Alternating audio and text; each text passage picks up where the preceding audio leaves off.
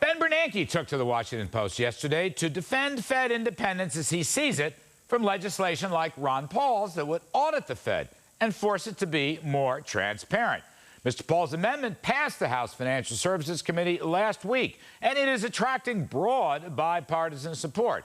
But it's not without its detractors, including Chairman Barney Frank, joining us now, the aforementioned Texas Republican congressman and former presidential candidate, Mr. Ron Paul, and our friend, University of Maryland professor and former chief economist for the International Trade Commission, Peter Morici. Hello. Mr. Paul, thank you for your time, sir. You know, let's see if I get this right. Section 2, Article 1, Section 8. Article 1, Section 8 of the U.S. Constitution gives an enumerated monetary power to Congress. And I read, quote, to coin money and regulate the value thereof, Mr. Paul. I don't think the Fed has done a very good job regulating the value thereof. Is that behind your thinking, sir? Yeah, it certainly is. But what about their mandate that they're given, have been given in 1913? That was to have full employment and maintain stable prices. Look at the monster they've created. And certainly the financial crisis that we have today, we shouldn't be looking to the Fed to give them more power. We should be looking to them for an apology, for creating this monster. Not only Bernanke needs to apologize, but I would think Greenspan ought to apologize as well. So, Peter Morici, you know what Mr. Paul is after here, and you can see there's a real groundswell. I'm calling it a populist groundswell, not only to audit the Fed's monetary decisions, which many, and I think you might be included in this, were one of the principal reasons for this whole financial meltdown, first the housing bubble, then the financial meltdown. But also, Peter, the Fed is engaged in what one might call fiscal policy, right? They are buying up government bonds, mortgage-backed bonds. They are making deals in the open market that normally come under the purview of fiscal policy way far afield. And no one knows exactly who's getting the money and why, Peter. Well, hold on a second. In order to create money, you have to buy bonds to issue the dollars. So they're always involved in fiscal policy. And as for this inflation and this financial crisis, well, I think Congress had a lot to do with it. You know, they've had a hand in monetary policy or financial policy. For example, the Community Reinvestment Act, which encouraged banks to make irresponsible loans. They're meddling in the activities of Fannie Mae and Freddie Mac, getting them to make irresponsible loans. A $1.5 trillion deficit. That creates bonds that investors hold internationally. It's as good as dollars. Wait a minute. If anybody's going to apologize, then it has to be the people that are totally out of control on Capitol Hill. Well, Mr. Paul, you don't disagree with that part, do you? No, I think Congress is responsible for a lot. But this points out the fallacy. They don't want to politicize the Fed. But the point that he makes is that it's already politicized. Goldman Sachs is political in the sense that they have influence with the Fed. But the Congress, it is very political. The Congress runs up these debts. They get engaged in wars they shouldn't be involved in. They run up the welfare state, and they don't have to be responsible. So they do deliver these bills to the Federal Reserve. But this idea that the Fed doesn't create money, only what they buy, no, they create money out of thin air.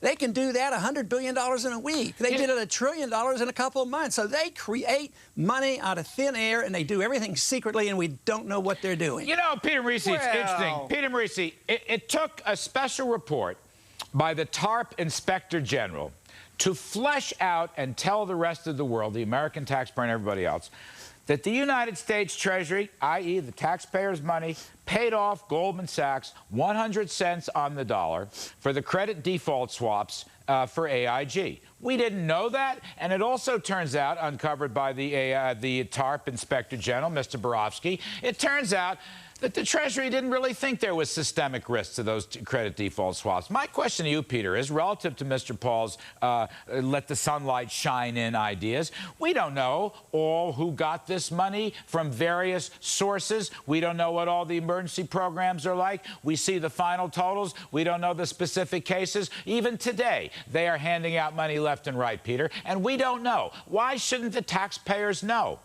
Well, I think it's quite dangerous for banks to be revealed when they go to the discount window and borrow some money. You could have a run on the bank. interest rate policy has to be set somewhat in privacy. You know, if you want to politicize it, what I'm really concerned about is the Democrats in control of Congress and the White House at the same time, calling Ben Bernanke to task for not monitoring the debt fast enough when this whole thing calms down. That's the kind of conduct we had in Latin America. We already have a Latin American presidency printing so many bonds that we really want to have a Latin American central bank and end up the way they did. Well, let's listen. It's the socialist road to serfdom. But, Mr. Paul, let me give you the final word on this. Your bill, you want a GAO audit of Fed interest rate policy or monetary policy, but you're not saying they're going to release that the day of the FOMC meeting, are you? No, it's 6 months. It's 180 days, and there's nothing wrong with that. I mean, why should they be doing this in secrecy? They bought $800 billion worth of mortgage-backed securities, and we don't know what they paid and who got the money. Did they pay the market rate or whatever? To argue that that this should be done in secrecy, I mean, it just blows the minds of the average American who's starting to wake up on this. 75% of the American people now are saying, you know, an audit sounds like a pretty good idea. As we move... Mr. Paul, let me just ask you, we're running a bit short, Mr. Paul. I just want to ask you, why shouldn't Ben Bernanke face the press, the American media, crotchety as it may be, right after the FOMC meeting, the way Jean-Claude Trichet does in Europe? Why shouldn't he hold a press conference right after the FOMC meeting and talk to the press, Mr. Paul?